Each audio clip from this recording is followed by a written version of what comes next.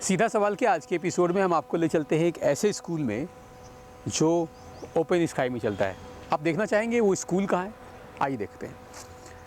ये स्कूल है, ये जो आप सड़क देख रहे हैं ये एक स्कूल है। ये जो ग्राउंड आप देख रहे हैं ये भी एक स्कूल है।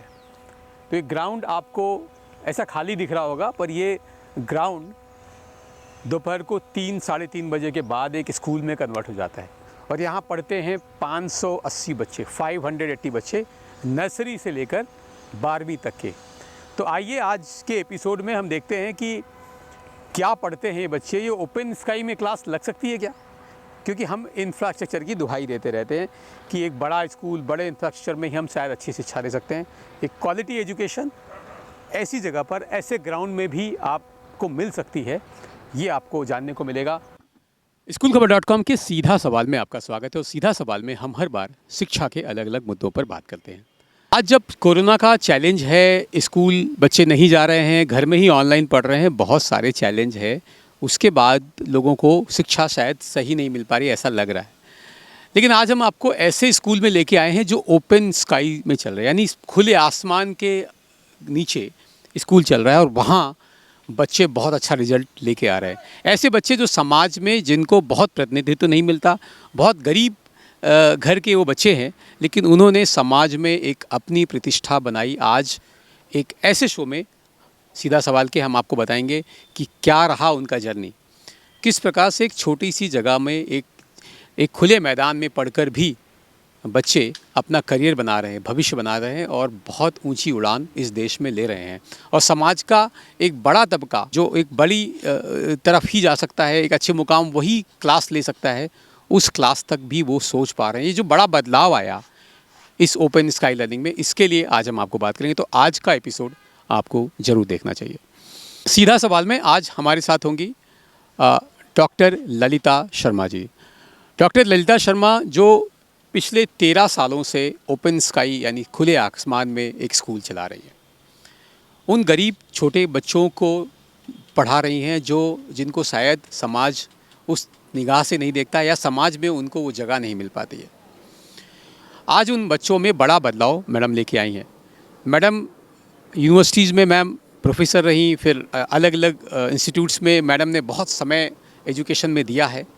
और आपको बताऊं कि वो 100 इम्पैक्टफुल वुमेन ऑफ इंडिया में गिनी जाती हैं, यानी 100 ऐसे प्रतिष्ठित महिलाओं में देश के जिन्होंने बहुत बड़ा बदलाव शिक्षा में और बच्चों में लाया है अपने क्षेत्र में। तो आज हमारे साथ हैं डॉक्टर ललिता शर्मा जी सीधा सवाल में। मैम बहुत बहुत स्वागत है आपका इस शो में। और मैम पहले तो आपको प्रणाम करता हूं मैं इस शो में, क्योंकि जो मुझे लगता है कि एक स्कूल की जवाबदारी थी, सरकार की जवाबदारी थी, उस सरकार की जवाबदारी को आप यहाँ बखूबी निभा रही हैं। और बहुत गर्व होता है मुझे कि मैं इंदौर में हूँ, आप भी इंदौर की हैं, और मुझे बताने में गर्व होगा कि ललिता शर्मा जी हमारे शहर की हैं, इंदौर शहर की हैं, जो पूरे देश में, पूरे विश्व में आपकी गाथा गाई जा रही है और समाज में एक बड़ा बदलाव ला रही है मैम। तो मैम सीधा सवाल में हम सीधे मुद्दे की बात करते हैं। तो मेरा एक सीधा सवाल आपसे यही है मैम कि ओपन स्काई, मतलब सोचना भी बड़ा मुश्किल होता है कि खुले आसमान में स्कूल चलाना, ये सोच कहाँ से आई आपको? एक्चुअली मैं तो एक एजुकेशनिस्ट हूँ। कई सालों से, जैसे आपने बताया, कॉलेज और यूनिवर्सिटी में पढ़ाया है। लेकिन पिछले 13 साल पहले की कुछ घटनाएं ऐसी थी कि मेरा मकान यहाँ पे बन रहा था। तब मैंने देखा बहुत सारे बच्चे जो हैं, युवा, किशोर और बच्चे सब शिक्षा से बहुत दूर थे, वंचित थे। तो एक शिक्षावाद होने के नाते मैं उनको नज़रअंदाज नहीं कर सकती थी। तो मैंने घर घर जाके उनकी काउंसलिंग करी। ये जो ओपन स्काई लर्निंग क्लासेस है, हालांकि हमारे पास कोई स्ट्रक्चर नहीं है, ये हम बच्चों को ओपन स्काई में ही पढ़ाते हैं। हर दिन बच्चे आते हैं अलग अलग ग्रुप्स में। उन बच्चे जिनके माता पिता बहुत बड़े स्कूल में उनको अफोर्ड नहीं कर सकते, या कई बच्चे ड्रॉप आउट्स है, या कई बच्चे नाम के लिए एनरोल्ड है सरकारी स्कूलों में, जा नहीं पाते हैं। कई बच्चों के तो पेरेंट्स भी नहीं है, उनको काम करना पड़ता है। उन सभी को हमने एक प्लेटफॉर्म दिया है। ये एक ज़रिए है, जो बच्चा पढ़ना चाहता है हम उनको यहाँ पे निस्वार्थ रूप से, बहुत सारे लोग जुड़े हुए हैं और हम उनको शिक्षित करते हैं। लेकिन यहाँ पे जो हम शिक्षा दे रहे हैं वो सिर्फ एक डिग्री वाला शिक्षा नहीं है, हम उनको पूरी तरह से तैयारी करवाते हैं बोर्ड एग्ज़ाम्स के लिए, हायर एजुकेशन के लिए। लेकिन फोकस हमारा है नैतिक मूल्यों का शिक्षा। नैतिक मूल्यों के साथ साथ में एक अच्छा इंसान बनने की हम शिक्षा देते हैं। उनको हम बड़े बच्चों को वोकेशनल ट्रेनिंग देते हैं, स्किल डेवलपमेंट है, उनको कंप्यूटर एजुकेशन जो भी आज की ज़माने में ज़रूरत पड़ती है उन सबको हम एक प्लेटफॉर्म प्रोवाइड करा है। उनको देखिए एक कंप्लीट फिनिशिंग स्कूल की तरह उनको निखार के बाहर लाते हैं, ताकि वो बच्चे बड़े होकर एक अच्छा समाज में जगह बना सकें। इनफैक्ट आपको ये जानकर हैरानी होगी, जितने भी बच्चों ने यहाँ पे पढ़ाई करी है हर कोई जुड़ा हुआ है, हर कोई आज हमें इस बड़ी मुहिम में सहयोग कर रहा है। वो भी एजुकेशन को लेके, हेल्थ को लेके, या कोई भी उनके स्पेशलाइजेशन हुआ है उसमें सहयोग प्रदान कर रहे हैं। तो ओपन स्काई लर्निंग एक यूनिक कॉन्सेप्ट है जहाँ पर हम ऐसे बच्चों के निर्माण कर रहे हैं जो आने वाले समाज के लिए उनका बहुत पॉजिटिव रोल होगा।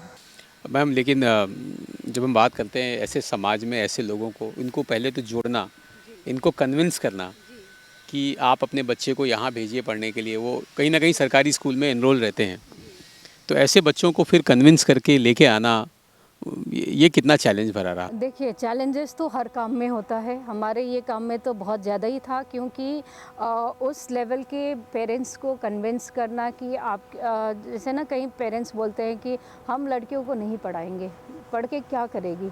तो कुछ हद तक पढ़ाते हैं 8वीं या 7वीं 8वीं 9वीं 10वीं, उसके बाद बहुत चैलेंजेस हैं। उनको हम बहुत बार काउंसलिंग करते हैं। सबसे पहले तो 2 तरह से होता है, स्टूडेंट्स से हम काउंसलिंग करते हैं कि आपको पढ़ना है, आपको पेरेंट्स को प्राउड फील कराना है, आपको उस मुकाम हासिल करना है। तो जब हम बिल्कुल क्लियर हो जाते हैं कि बच्चे में है अंदर स्पार्क करने का, फिर हम पेरेंट्स से मिलते हैं और कई बार लगातार हमें उनके साथ संपर्क में रहना पड़ता है, और वैसे हम गाइडेंस भी बच्चों को देते हैं और पेरेंट्स को काउंसलिंग करते हैं। हाँ, डेफ़िनेटली मुश्किलें कई बार हम जाते थे शुरू में कि आपके बच्चों को भेजिए, तो सबका एक सवाल रहता है था कि आप हमें क्या देंगे, क्या मिलेगा हमें, या आप सरकारी क्या योजना लेके आए हैं, और बहुत सारे लोगों को तो इतना प्रश्न होता था कि मैडम को कुछ मिल रहा होगा सरकार की तरफ से। लोग को मतलब वो विश्वास भी नहीं कर पाते कि निस्वार्थ सेवा कोई कर सकता है, या कुछ तो होगा, डिफ़िकल्ट होता है। लेकिन अभी सब समझ गए हैं। 13 साल हो चुका है हम इस क्लासेस को संचालन करते हैं। तो अब क्या होता है, बड़े भाई बहन पढ़ के निकल जाते हैं ना, तो पीछे से सब लोग लाइन अपने आप पकड़ लेते हैं। तो हमारे ऐसे स्टूडेंट्स हैं जो कि शुरू में उनके पास किताबें नहीं थी, वो पढ़ नहीं पाते थे, वर्ड फॉर्मेशन नहीं कर सकते थे, आज इतने हायर एजुकेशन करके जॉब कर रहे हैं। हमारे बच्चे आईआईटी में हैं, हमारे बच्चों ने लॉ का पढ़ाई करी है, कुछ बच्चे नर्सिंग करके निकल रहे हैं, कुछ डॉक्टर भी बन गए हैं, वेटनरी डॉक्टर। कुछ बच्चे ऐसे हैं जो कि बहुत अच्छे प्लेसमेंट्स हो गया है, एमएससी रेयर सब्जेक्ट्स में कर रहे हैं। तो ये हमारे लिए बहुत बड़ी उपलब्धि है, और वो जहाँ पे भी है, लेकिन वो डेफ़िनेटली हमारे दूसरे बच्चों के बारे में भी सोचते हैं, जहाँ जितना समय दे पाते हैं। फॉर एग्ज़ाम्पल, हमारा एक स्टूडेंट का प्लेसमेंट हो गया, उसने आईआईटी करा है। वो कभी छुट्टियों में आके लॉजिकल रीजनिंग है, या जो सीनियर स्टूडेंट्स को जो भी ज़रूरत पड़ता है, जो भी कम्युनिकेशन स्किल्स है, तो उसमें सहयोग करते हैं। बड़ा खुशी होती है और बड़ा आश्चर्य भी होता है कि ऐसे छोटे बच्चे आईआईटी जैसी जगह में भी जा रहे हैं। तो फिर कई बार मन में प्रश्न ये होता है कि सरकारें इतना प्रयास कर रही है और सरकारें सब कुछ दे रही हैं, मिड डे मील्स भी मिल रहा है बच्चों को, सब कुछ मिल रहा है, किताबें फ्री है, ड्रेस फ्री है, शिक्षा फ्री है, पर फिर भी सरकारें इन बच्चों के लिए कुछ कर क्यों नहीं पा रही है? हाँ, देखिए, पॉलिसी तो सब दूर बना हुआ है। डेफ़िनेटली ये ज़रूरी है कि जो भी संस्थान रन करता है, जो भी संस्थान का हेड है, अगर वो सही मायने में सभी को, एक तरह से बोलते हैं ना कि उनको काम में लगाना, अगर वो सही ढंग से कर पाएँ तो डेफ़िनेटली अच्छा है। मैं ये नहीं बोल रही हूँ कि सभी सरकारी स्कूलों में पढ़ाई नहीं होती है या होती है, और डिपेंड करता है कि कौन कितना सिंसियरिटी के साथ करता है। बहुत सारे अच्छे टीचर्स भी हैं, और बहुत सारी जगह में केयरलेसनेस डेफिनेटली हम देखते हैं। तो रिज़ल्ट जो है वो ओरिएंटेशन में अगर हम काम करते हैं, एक मॉनिटरिंग होना चाहिए कि डेफिनेटली हमारे पास स्ट्रक्चर है, सरकार ने बना के दिया है, टीचर्स हैं जो बहुत अच्छे तनख्वाह में उनको मिलता है तनख्वाह, तो इसका आउटकम भी हमें देखना होगा। जी। लगभग 13 साल से, अब आप 13वां साल है आपका इस जर्नी का। अब राष्ट्रपति ने भी सम्मानित किया आपको 2016 में, और फिर आपको इंटरनेशनल अवार्ड भी मिले। Ministry of women's and child development ने आपको शायद 100 इम्पैक्टफुल वुमेन में गिना। अब कैसा लगता है ये अचीवमेंट, जब काम करके ये ऐसे अचीवमेंट्स मिलते हैं तब? देखिए, ये सारे रिकॉग्निशन जो होता है ना, हालांकि हम रिकॉग्निशन के लिए काम नहीं करते, हमारा है कि रिज़ल्ट होना चाहिए और हमें दिख रहा है। ये रिकॉग्निशंस हमें और ज़्यादा रिस्पॉन्सिबिलिटी देता है। इसलिए मैंने अपने कॉलेज की अच्छे खासे नौकरी छोड़ दिया है, क्योंकि अब इतना सारा बड़े लेवल पे काम हो रहा है, बहुत सारे बच्चे जुड़े हैं जिनको हमारे दिन भर का समय लगता है, इसलिए मैंने जॉब छोड़ा है। डेफिनेटली ये रिकॉग्निशन अच्छा है और हमें बहुत ज़्यादा रिस्पॉन्सिबिलिटी देता है। क्योंकि मतलब अगर मैं बात करूं कि 2018 में जो आपको न्यूयॉर्क में ग्लोबल वुमेन्स इन्फ्लुएंसर अवार्ड मिला, मतलब मेरे ख्याल से भारत में ऐसे काम करने वाले, ऐसा अवार्ड मिलने वाले बहुत कम गिने चुने लोग होंगे। तो ऐसा गर्व का क्षण मिला तो कैसा लगा आपको? एक्चुअली सर, ये जो था ना, ये तो मुझे भी पता नहीं था। आपको मैं बताऊं कि मेरे कोई बहुत पुराने स्टूडेंट होंगे कोई कॉलेज के, उन्होंने नॉमिनेशन दिया और मेरे बर्थडे में उन्होंने फ़ोन किया कि हम आपको बर्थडे गिफ्ट दे रहे हैं, आपका नॉमिनेशन हो गया है। और ये जो अवार्ड है, ग्लोबल वुमेन्स इन्फ्लुएंसर अवार्ड जो है, ये ग्रास रूट लेवल में बिना कोई ग्रांट्स के जो काम करने वाले वर्ल्ड वाइड विश्व भर में 5 महिलाओं को देते हैं। वो हर कुछ सालों में ये अवार्ड देते हैं। तो भारत के मैं अकेली अभी तक हूँ, उन्होंने रिकॉग्नाइज़ किया था हमारे काम को। डेफिनेटली अच्छा लगता है। हाँ, मोर रिस्पॉन्सिबिलिटी इसके साथ में। जी। मैम, मैं जब सोचता हूँ और स्कूलों के बारे में, माँ बाप का एक बड़ा सोच बन गया है आज की डेट में, जो हमने देखा है कि अगर बच्चा अच्छे स्कूल में हम डालेंगे, बहुत बड़े स्कूल में, बहुत बढ़िया स्कूल में डालेंगे, तभी हमारे बेटे को एक अच्छी शिक्षा मिल पाएगी और समाज में वो कुछ कर पाएगा। और एक तरफ जब आप ऐसे बच्चों को निखार कर समाज में उसी धारा में लेके आ रही हैं, तो फिर आप इन दोनों को कैसे देखती है? एक बैलेंस क्या बन पाता है कि वो स्कूल जो इस लेवल का पढ़ाई देने के लिए माँ बाप सोच रहे हैं, उनकी पॉकेट अलाउ नहीं कर रही है, लेकिन फिर भी वो उधर जा रहे हैं? जी, जी। देखिए, ये बहुत बड़ा एक हमारा सोच है। कई बार हम है ना, हमारे रिस्पॉन्सिबिलिटी दूसरों के ऊपर टाल देते हैं। हम ये सोचते हैं कि मेरा बच्चा अच्छे स्कूल में पढ़ेगा तो स्कूल की जवाबदारी है, लेकिन ये जानना बहुत ज़रूरी है कि स्कूल जो है एक शिक्षा प्रदान तो कर रहा है, लेकिन कौन सी शिक्षा की बात कर रहे हैं? मेरा तो मानना है, अगर हम मनुष्य को एक खदान समझे, पूरा हीरा मोती जेवरात से भरे हुए खदान समझे, शिक्षा उसको निखार सकता है। शिक्षा ही एक बहुत बड़ा टूल है, लेकिन शिक्षा कंप्लीट शिक्षा होना चाहिए जिसमें नैतिक मूल्यों का भी ज्ञान हो, उनका फिज़िकल, मेंटल, इमोशनल, हेल्थ सारे चीज़ आ जाएं। आजकल पेरेंट्स क्या कर रहे हैं कि वो उनकी जो जिम्मेदारी है, वो सोच रहे हैं कि स्कूल्स तो पूरा देख लेगा, लेकिन बड़ा स्ट्रक्चर होने से सारे शिक्षा नहीं मिलता है ना। जैसे आपने बताया, कई पेरेंट्स का पॉकेट अलाउ नहीं करता है, लेकिन वो सोचते हैं कि ये मेरा प्रेस्टीज पॉइंट है, हमारे पड़ोस ने भेजा है तो हमें भी भेजना है, हमारे बच्चे अच्छे स्कूल जाएंगे तो ही शिक्षित होंगे। नहीं, एक पेपर पूरा डिग्री जो है वो शिक्षा नहीं होता है। हमारा रोल है एज पेरेंट्स, हम बच्चों को कितना घर पे गाइड कर पा रहे हैं, हम कितना संस्कार उनको घरों में दे पा रहे हैं, ये उनको एक अच्छा नागरिक बनाएगा। अच्छे संस्कारित बच्चे होंगे तो वो डेफिनेटली शिक्षित होंगे, अच्छे से कर पाएंगे और हर फील्ड में बहुत अच्छा होंगे। ये मेरा सोच है।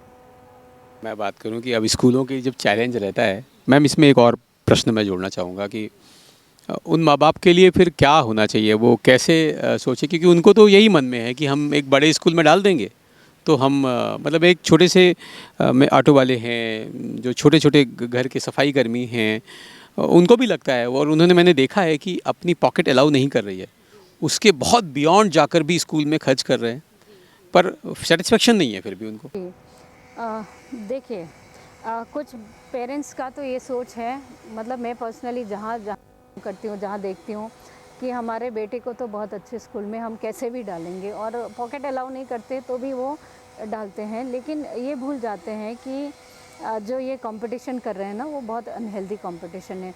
अगर एक साधारण स्कूल में भी पढ़ के हम घर पे गाइडेंस कर सकते हैं, जो पेरेंट्स कर सकते हैं। कई पेरेंट्स नहीं कर सकते, वो अलग बात है, लेकिन कर सकते हैं तो उससे बड़ा और कुछ नहीं हो सकता है। और आज की परिस्थिति में हम देखें पिछले 2 साल से क्या हो रहा है, ऑनलाइन क्लासेस की बात करते हैं, लेकिन क्या हर बच्चा ऑनलाइन क्लासेस अटेंड कर पा रहा है? संभव है? यहाँ पे 2 तबके के बिल्कुल बड़ा सा डिफरेंस है।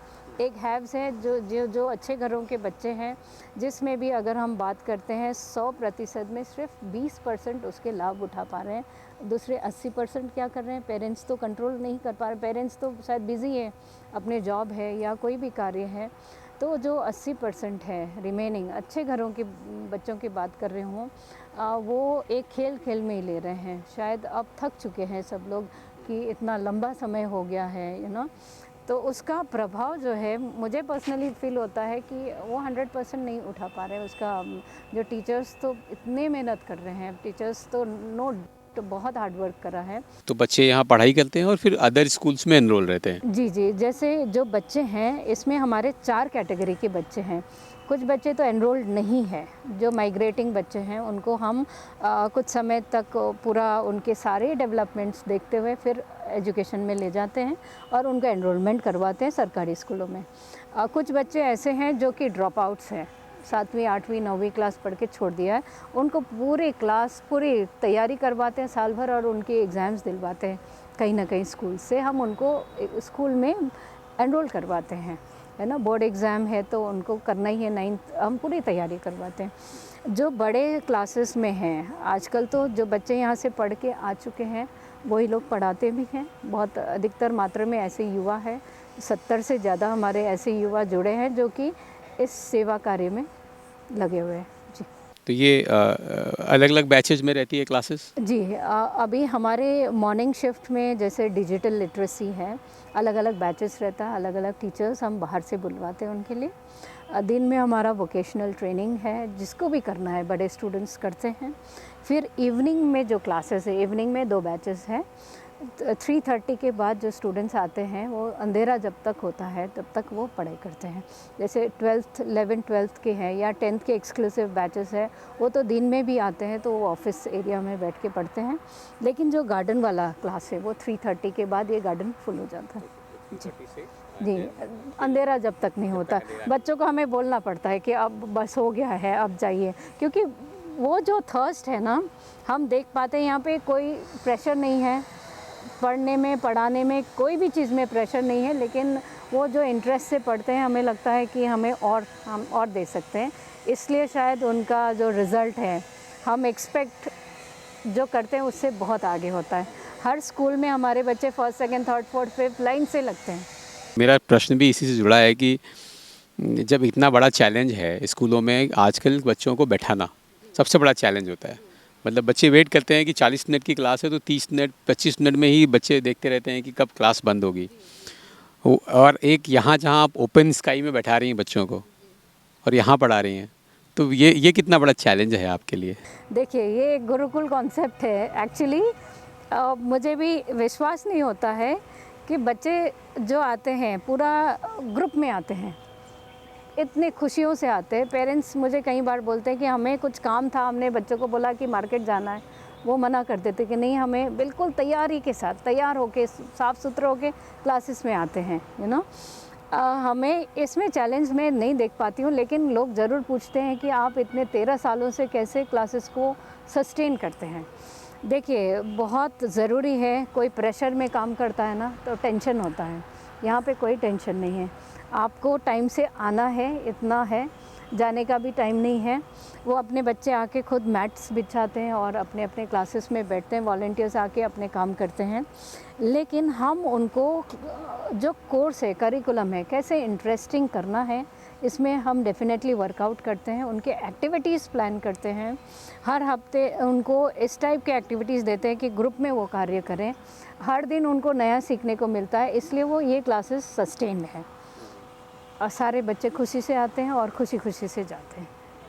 अच्छा मैडम, यहाँ ज़्यादातर उन गरीब परिवार के बच्चे ही आते होंगे जो शायद बहुत अच्छी एजुकेशन अफोर्ड नहीं कर पाते होंगे, लेकिन एक पेरेंट्स के दिमाग में आजकल एक माइंडसेट है कि हम अपने बच्चे को भले हम अफोर्ड नहीं कर सकते हैं फीस, हम बहुत एक बड़े स्कूल में भेजते हैं और शायद हम उस स्कूल में ना भेजें क्योंकि वहाँ एक छोटा सा छोटी कैटेगरी का या बहुत गरीब परिवार के बच्चे भी वहाँ पढ़ रहे हैं, तो हम अपने बच्चे को नहीं भेजें। ऐसा है आजकल के मिडिल क्लास का एक सोचना हो गया है।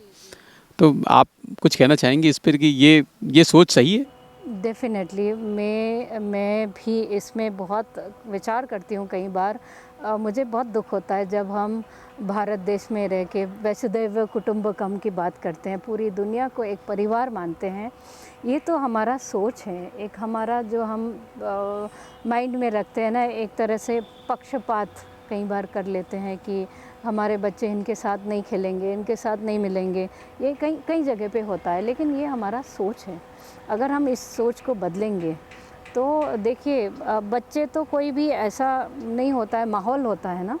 लेकिन जिस जिस बच्चों को अच्छे माहौल मिलता है, बहुत अच्छा कार्य कर रहे हैं, तो ये वाला सोच तो नहीं आना चाहिए। और हमारे जितने भी लोग जुड़े हैं, बच्चे, वॉलंटियर्स, टीचर्स, इसमें हम बहुत फोकस करते हैं कि कोई पक्षपात कोई भी तरह का नहीं हो। क्योंकि मैंने देखा है कि ज़्यादातर माँ बाप जो है वो आजकल इस मेंटेलिटी को लेकर बैठ गए हैं और कहीं ना कहीं शिक्षा को एक स्टेटस सिंबल के साथ जोड़ दिया गया है आज। तो बड़ा दुख होता है, क्योंकि हम शिक्षा के क्षेत्र में हम भी काम कर रहे हैं कि तो क्या एक शिक्षा जो है वो एक स्टेटस सिंबल है? देखिए, शिक्षा जो है ना, कितना कितना अलग है। जो भी ये इंस्टीट्यूशंस रन कर रहे हैं या जो भी टीचर्स हैं, उनको भी ये समझना बहुत ज़रूरी है कि एक मंदिर है ना। एक शिक्षित व्यक्ति होता है तो बहुत सारा बदलाव आता है। तो इसमें इस तरह के कहीं भी बात नहीं हो। मैं आपको पर्सनली बताती हूँ, कहीं बड़े स्कूल के कुछ स्टूडेंट्स के साथ बुलिंग होता है, मुझे पता है, क्योंकि कई पेरेंट्स डिस्कस करते हैं। तो इसको जड़ से ही अगर हम सॉल्व करें तो ये आगे नहीं बढ़ेगा, क्योंकि सबका घरों में विचार अलग है। जो घर में बात होती है वो बच्चा ग्रहण करता है और वो शायद अपने इंस्टीट्यूट तक ले जाता है, बड़े हो जाते तो अपने वर्क प्लेस में जाता है। तो ये जो चीज़ें हैं, हमें घर पे वर्कआउट करना बहुत ज़रूरी है। कोई भी पक्षपात नहीं हो, इस तरह की बातें नहीं हो। शिक्षा तो एक मंदिर है, कोई भी जाता है तो वो मंदिर में इतना शिक्षित होकर निकलता है, तो एक अच्छी जगह होना चाहिए। जी। यहाँ लड़कियाँ भी काफ़ी आती होंगी, तो उन लड़कियों को भी यहाँ ओपन स्काई में बैठाना, बच्चों के साथ में, सब बड़ी बच्चियाँ हैं 11th-12th की, ये इसमें बड़ा चैलेंज नहीं है आपको लगा? एक्चुअली शुरू में आता था चैलेंजेस। और मैं, हमारे जो पुलिस स्टेशन थाना है, उनको मालूम है कि हमारे क्लासेस यहाँ पे चलती है। कभी कुछ भी इश्यू आता है तो हम उनको कॉल करते हैं, तो वो हमारे सहयोग हमेशा मिला है। अब तो नहीं आता है, शुरू में आता था, क्योंकि है ना, अब हर तरह के लोग होते हैं।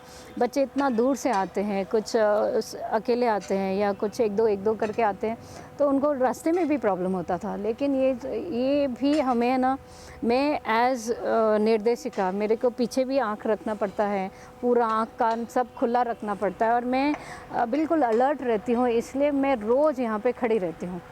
कभी कहीं बाई चांस कोई मीटिंग अर्जेंटली आता है, इस समय क्लास के समय पे कुछ होता है, मैं पूरा टाइम क्लास के साथ में संपर्क में रहती हूँ। डेफ़िनेटली चैलेंज आता था, अभी तो कुछ समय से नहीं है, कुछ सालों से नहीं है, बट अगर आता भी है तो सॉर्ट आउट हम कर लेते हैं। तो अब काफ़ी बेहतर कर पा रही हैं और अब लगभग कितने 480 बच्चे आपके यहाँ पढ़ रहे हैं? 580 बच्चे पढ़ रहे हैं और ये लगातार हर साल सिलसिला जारी है। सिर्फ ये क्लासेस नहीं है, एक्चुअली लॉकडाउन के दौरान जब स्कूल कॉलेजेस सब बंद था, जो बच्चे जहाँ से आते हैं वो मोहल्ले में से आते हैं, तो मोहल्ला क्लासेस हमने स्टार्ट किया। हमारे बहुत सारे वॉलंटियर्स को हम ऑनलाइन उनको ट्रेनिंग देते थे, वॉलंटियर्स को। फिर वो वॉलंटियर्स अपने अपने गलियों में अलग अलग क्लासेस लगाते थे। तो आज भी हमारे 5 क्लासेस अंदर है, मोहल्ले में ही चलता है, थोड़ा दूर दूर वाले जो है, और यहाँ पे जो ज़्यादा बच्चे इधर हैं जी। अगर फिर से लॉकडाउन लगता है तो भी आपके बच्चे मतलब इस तरह से आपने सिस्टम बना दिया है कि प्रॉब्लम नहीं होगी कोई। इसमें मुझे बहुत गर्व है कि जिन बच्चों ने यहाँ से पढ़ाई करी है, जो अभी पढ़ रहे हैं, हायर एजुकेशन में भी है, वो सब जुड़े हुए हैं। तो उनको हमें सिर्फ एक गाइडेंस देना होता है। इनफैक्ट लॉकडाउन के समय में सिर्फ शिक्षा नहीं, हमने तो बहुत अलग अलग क्षेत्रों में काम किया। किसी को थैलेसीमिया पेशेंट है, ब्लड की ज़रूरत थी, तो हमारे वॉलंटियर्स ने चिन्हित करा कि यहाँ पे प्रॉब्लम हो रहा है, उनको हमने ब्लड अरेंजमेंट करवाया।